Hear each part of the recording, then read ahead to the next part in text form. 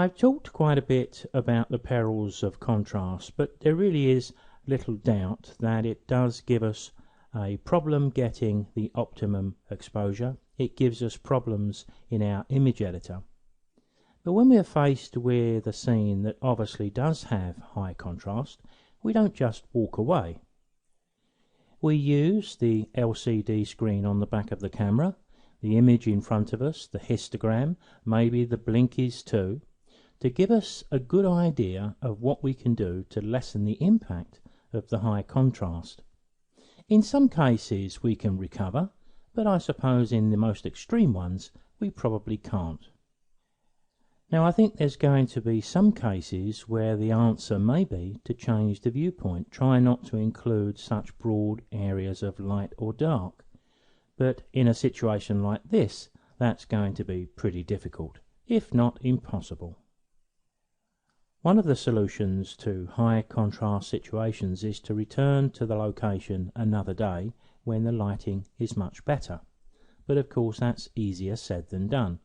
Many amateur photographers carry out their photography when they're out and about with family and friends. It's not always possible to revisit the place where we want to take the shot.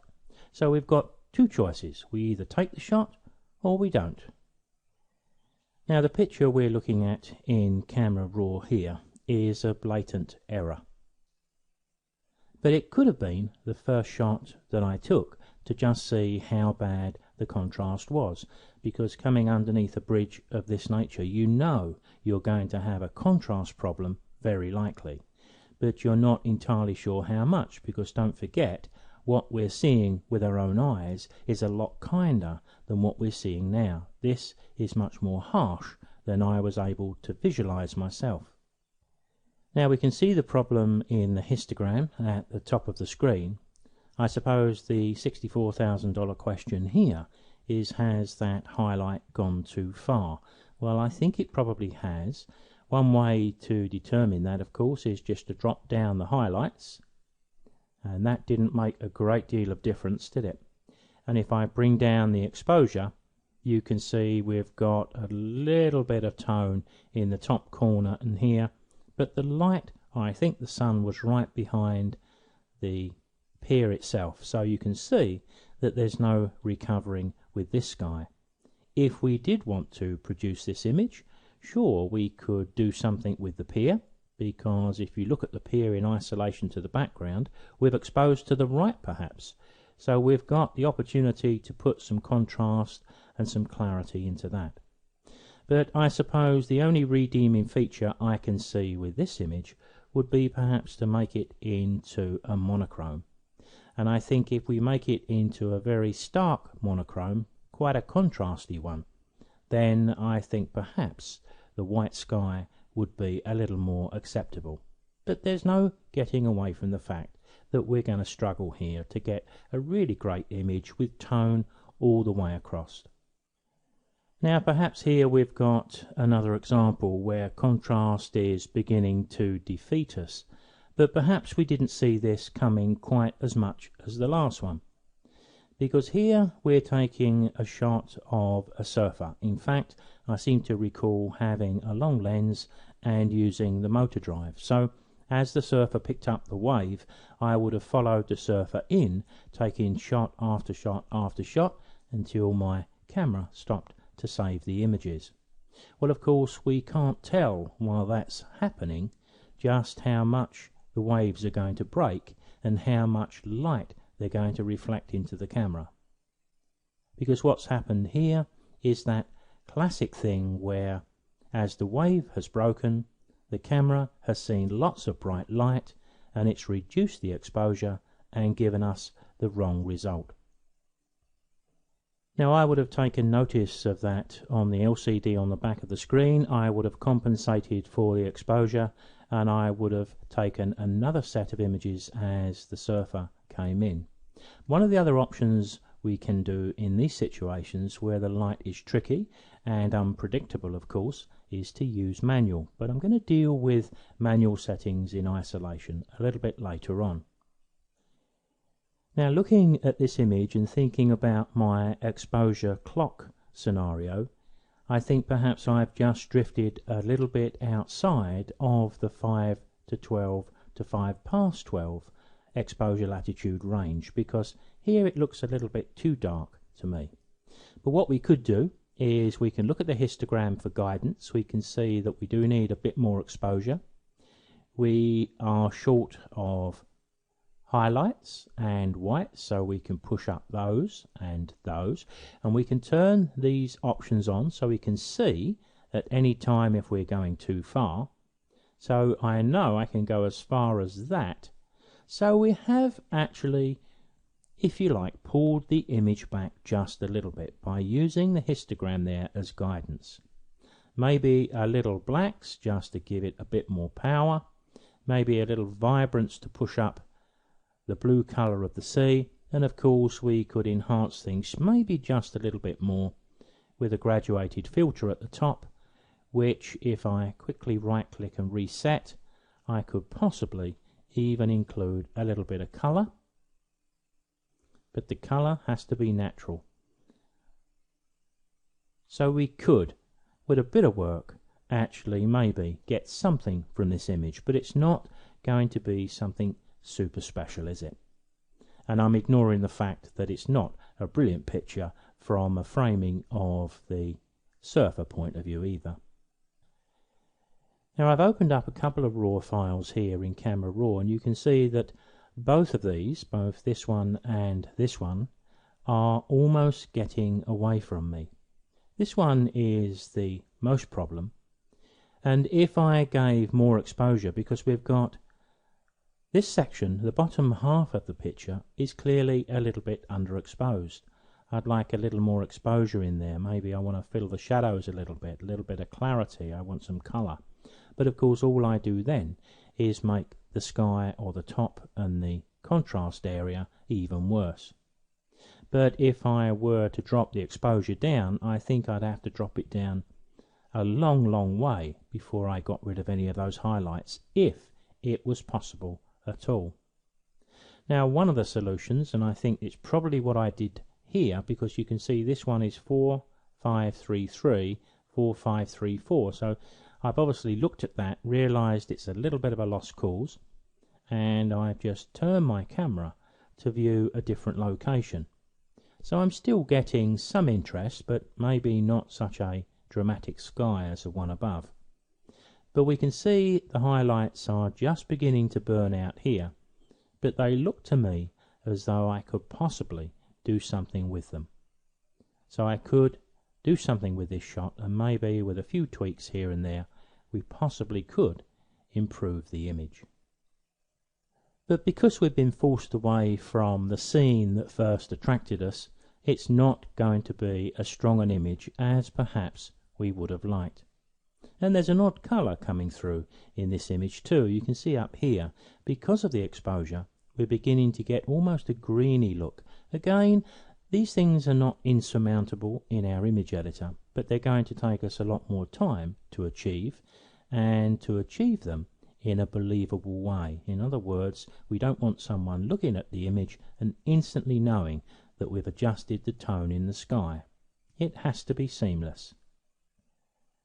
Now I think this is a classic example where the author has done something right, but in doing that they've actually done something wrong as well. When we photograph animals, one of the first pieces of advice we're often given is to get down on their level so that we don't look down from 5 or 6 feet above them. But here of course it's caused all sorts of problems, because we've got a dark black dog and we've got that massive slice of highlight in the background.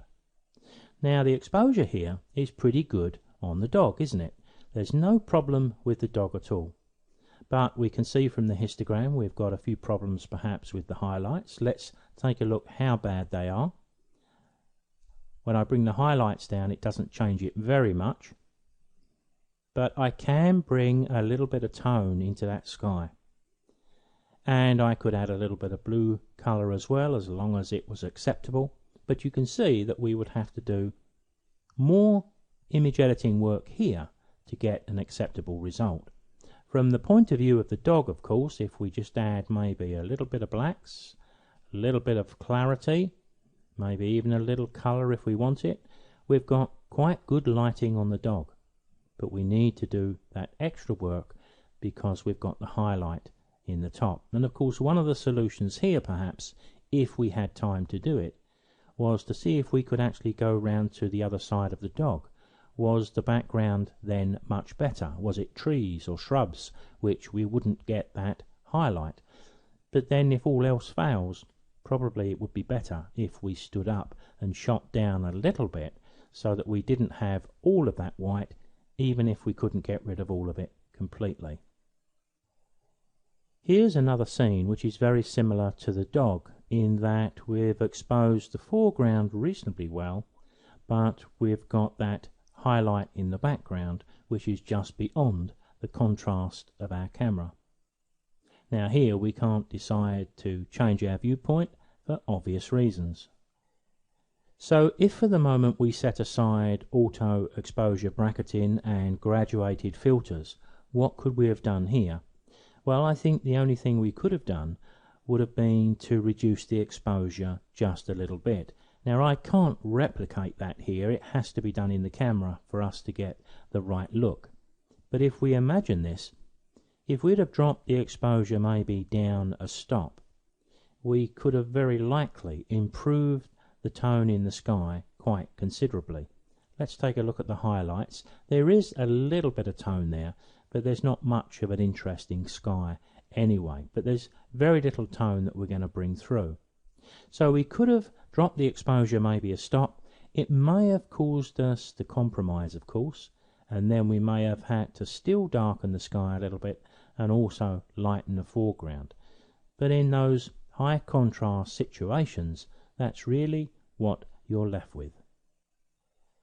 Now some photographers may turn their attention to replacing the sky in a picture like this, and given the levelish horizon, that shouldn't be too difficult a job, but we do have to be aware that it's going to increase the complexity of the image editing we're doing. We probably do have to ask the question, is that beyond our skill level at this particular time?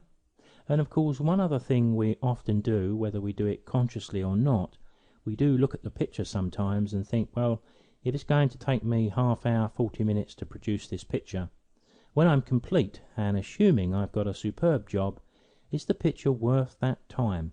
And sometimes it is, and sometimes it isn't. Now here's a landscape taken not too far from where I live, and we've got that classic problem again of contrast.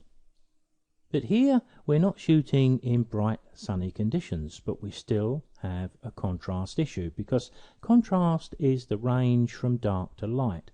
So although we haven't got piercing light from the sun, we've got lots of shadow down at the bottom. So to expose for the shadow, the trees, the bushes, shrubs, then the sky is overexposed, and if we expose for the sky, then the bottom half is going to be underexposed. And I think I'm right in saying that we're going to have some difficulty in getting rid of that. Although we get rid of the red, when I drop down the exposure, you can see we do still have areas here which are just going a dull grey, because there's no pixels in these areas at all. So one of the solutions again is graduated filters, and we'll talk a bit about those later on. Auto exposure bracketing, which is the way I would generally go about achieving a much better exposure here. But of course the other thing is to do what I actually was able to do at the time, was to wait a few moments. Now this one is 2521. I must have shot a few images around here, and I probably was bracketing at the time, so the number of images I've shot doesn't reflect the number of different images. You've got to divide it by 3. But if I go to this version, there you can see we've got a pretty good compromise. Not perfect, because if we're judging this purely on the foreground, we would say, well, that needs more light. A bit more colour too. But when we're looking at the sky, we're saying, well, it's a stormy sky.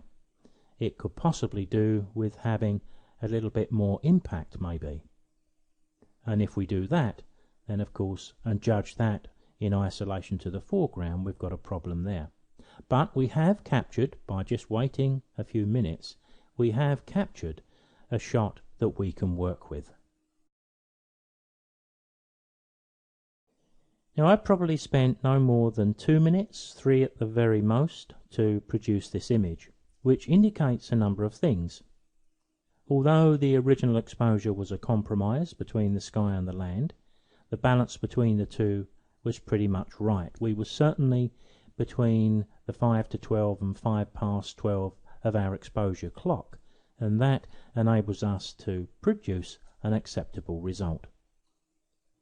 Now, I've just looked at the 2 thumbnails we viewed a few moments ago, this being one of them, and to believe it or not, there's only 4 minutes between the one where we had all of that sky burnt out and this one. So that's not a great deal of time to wait for the lighting to change sufficiently for the contrast to cease to be a major problem. Of course, the issue we have to grapple with here is that the very conditions that cause us the contrast problems are the self-same conditions which provide exciting light, interesting clouds, and perhaps better than average pictures. And I can remember the circumstances of why we were out in the country here shooting these images, and it's because we had a wet, overcast day. Towards the afternoon it started to break, and we started to get the suggestion that there would be some interesting light just 30 or 40k away, so that was where we headed. Now, there is one other thing I would like to say about contrast. Over the years I have noticed an improvement. Our cameras are getting better and our image editors are getting better too. And this particular image here, I have actually used this as an example some years ago, where the high contrast was sufficient that we just threw the image in the bin. Now, it's not a very exciting image, so we could argue that any extensive work here wouldn't be worth the effort. But it's a great image to demonstrate because we can actually make this image, well, we're not going to turn a sow's ear into a silk purse here, but we can certainly improve matters if it was important to do so. At a risk of contradicting myself a little, let me demonstrate what Camera Raw can do, but also I think this demonstrates that the exposure I have here was probably about the best I could have expected to get given the situation and the conditions. But if I were to lighten the shadows here and kill the highlights, that's made the image very flat, very HDR looking, high dynamic range, so it looks a little bit weird. So we need to push back some mid-tone clarity, maybe even a little contrast from the contrast slider, maybe even dropping down the exposure a bit and a bit of colour, but we can actually redeem things to a level where maybe, if it was vitally important, the image could be used. You'll notice though that I've done quite a bit of damage to the blue in the sky. It's looking far too blue. But of course we can deal with that in the hue, saturation and luminance sliders.